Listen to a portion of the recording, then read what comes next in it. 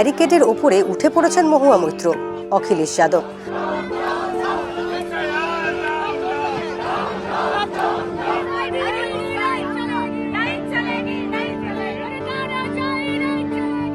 হাতে সংবিধান, স্লোগান দিচ্ছেন প্রিয়াঙ্কা গান্ধী।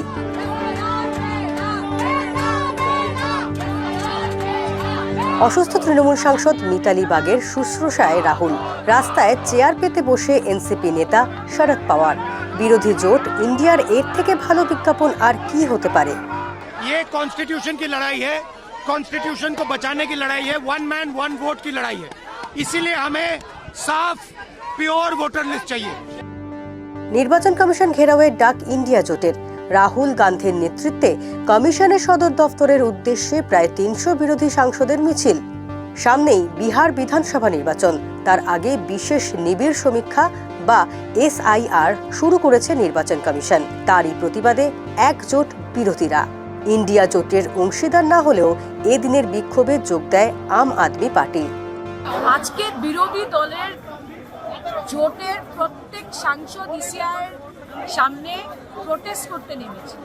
কেন নেমেছি? কারণ যারা এই দেশের নাগরিক, ওদের ভোট অধিকার কেড়ে নিচ্ছে ইসিআই। আমি ইসিআই এর চিফ ইলেকশন কমিশনারকে বলবো, যদি ভোটার লিস্টে ভুল থাকে তো 24-এর ইলেকশন কিভাবে হলো, আপনি পদত্যাগ দিন। বিহারে নির্বাচন কমিশনের নিবিড় সমীক্ষায় 65 লক্ষ ভোটারের নাম বাদ পড়ে। বছর ঘুরলেই ভোট পশ্চিমবঙ্গ, অসম, কেরল, তামিলনাড়ুতে। শুধু বিহার নয়, ভোটার তালিকা সংশোধনের কাজ হবে অন্য রাজ্যেও। বিরোধীদের দাবি, বিজেপির সুবিধা করে দিতেই নির্বাচন কমিশনের এই সিদ্ধান্ত। এতে ভোট দানের অধিকার হারাবেন দেশের বহু নাগরিক। एसआईआर पहली बार नहीं हो रहा है। हर एक राज्य में राष्ट्रीय स्तर पे चुनाव आयोग की एक नियमित प्रक्रिया है। मतदाता सूची को परिष्कार करने के लिए, व्यवस्थित करने के लिए चुनाव आयोग की आजादी के उपरांत एक निरंतर प्रक्रिया है। कांग्रेस पार्टी पहले ईवीएम के ऊपर झूठ बोलते हैं, कभी महाराष्ट्र की बात उठाते हैं, कभी हरियाणा की बात उठाते हैं, झूठ की वो एक नया पहाड़ बनाते हैं। কয়েকদিন আগেই কমিশনের বিরুদ্ধে সরাসরি ভোট চুরির অভিযোগ এনেছেন রাহুল গান্ধী। 2024-এর লোকসভা নির্বাচনে কর্ণাটকের একটি বিধানসভা কেন্দ্রে 5 উপায়ে কারচুপির দাবি করেছেন কংগ্রেস সাংসদ। সেখানেও রাহুলের নিশানায় নির্বাচন কমিশন। অভিযোগ, বিজেপিকে ভোটে জেতাতেই ভোটার তালিকায় জল মিশিয়েছে কমিশন। भाई उन्हीं का डेटा है, वो अपने वेबसाइट से वही डेटा निकाल दें। मेरा डेटा थोड़ी है कि मैं साइन करूं, उनका डेटा है। आप उठाइए अपना डेटा, हमने आपको ही दिया है, आप उसको अपने वेबसाइट में लगा दीजिए, पता लग जाएगा आपको।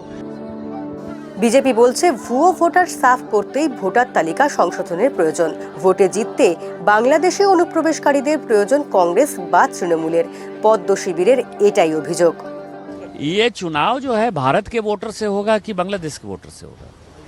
पहला सवाल तो यही है ना। और यदि बांग्लादेश के वोटर से उनको जीतने की मंशा है तो वो मंशा जो है भारतीय जनता पार्टी पूरा नहीं होने दे।